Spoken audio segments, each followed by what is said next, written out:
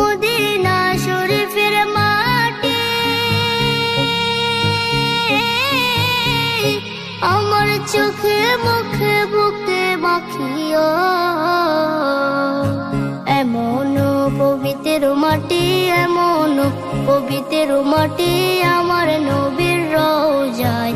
তোমরা যদি যাও গো মদিনায়, তোমরা যদি যাও গো মদিনায়। ইয়া রাসূলুল্লাহ ইয়া হাবিবাল্লাহ, ইয়া রাসূলুল্লাহ ইয়া হাবিবাল্লাহ।